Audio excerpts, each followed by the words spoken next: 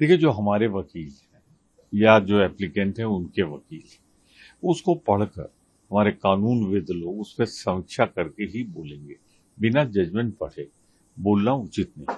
मैं इतना जरूर कहूंगा, मुद्दा ये नहीं कि एसआईआर इलेक्शन कमीशन करा सकता है कि नहीं, क्योंकि इलेक्शन कमीशन से तो हम करवा ही चुके हैं एसआईआर।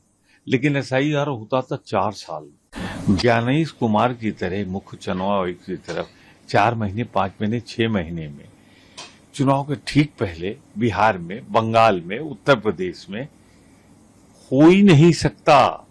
ये हमारा मुद्दा है, क्योंकि देहात का मजदूर गरीब जाता है कमाने, लौट के साल भर में आता है, आपने 2 महीने का टाइम दे दिया कि आगे बताओ तुम जिंदा हो।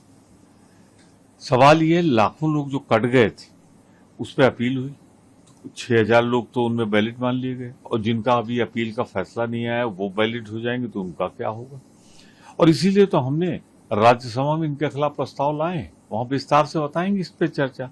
जहां तक सवाल है जजमेंट का, हमारी नैतिक जीत हुई है कि उन क्वेश्चन पे, उन सवालों पे अभी भी खामोश है सरकार और न्यायपालिका। डिटेल तो अभी देखा नहीं है, जो ऊपरी तौर पे जो जजमेंट के बुलेट पॉइंट्स आए, तो ये क्या ही कहूँ कि सुप्रीम कोर्ट से हमें उम्मीद थी। हमारी चिंता किस बात की थी, और आप लोग भी वाकिफ हैं, आज भी लाखों लोग बंगाल में बाहर हैं, महज चंद 100 लोगों के हक में उनका इंक्लूजन हुआ।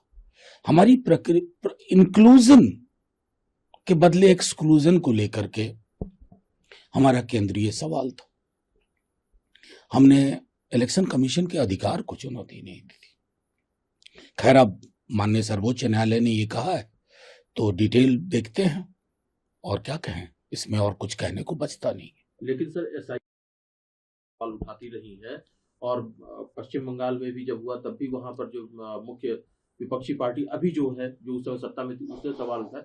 अब तो पूरे देश में एसआईआर के नहीं, देखिए, आप अभी भी मूल सवाल नहीं देख पा रहे हैं।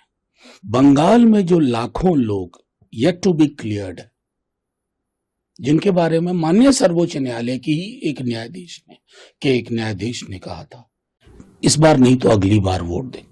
संविधान निर्माताओं ने कभी नहीं सोचा होगा कि इस तरह की भी टिप्पणी आया करेगी। फर्ज कीजिए, मैं आपसे कहता हूं कि उन लाखों में से सिर्फ 1,000 प्रक्रिया में साफ होके आते हैं कि वो एलिजिबल थे, उनको इंक्लूड किया जाना चाहिए था। कौन उसकी भरपाई करेगा? ये कॉन्स्टिट्यूशनल राइट का वायलेशन का सवाल होगा।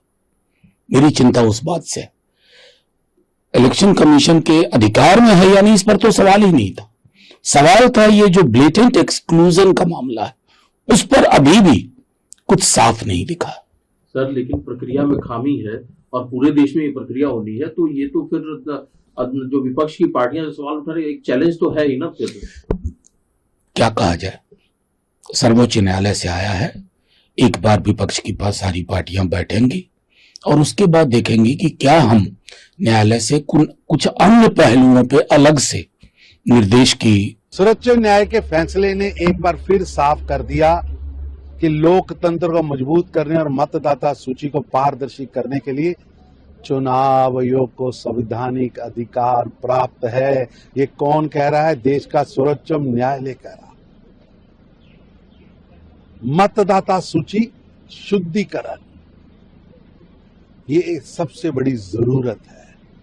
विपक्ष ने जिस एसआईआर को लेकर भ्रम और भय फैलाने की कोशिश की, उस पर आज न्यायालय ने करारा जवाब दिया। अवैध घुसपैठ और बड़े पैमाने पर माइग्रेशन के बीच मतदाता सूची का शुद्धिकरण समय की आवश्यकता है, लेकिन कांग्रेस नेतृत्व के विपक्ष को देश हित से ज्यादा अल्लाह को प्यारे हुए वोटर प्यारे हैं, घुसपैठिया वोटर प्यारे हैं, नकली वोटर प्यारे हैं, और अपनी वोट बैंक की राजनीति की चिंता। इसलिए ये सुधारात्मक कदम का विरोध कर रहे हैं। जो लोग परलोक सिधार चुके हैं, आप उनके वोटों को रखना चाहते हैं।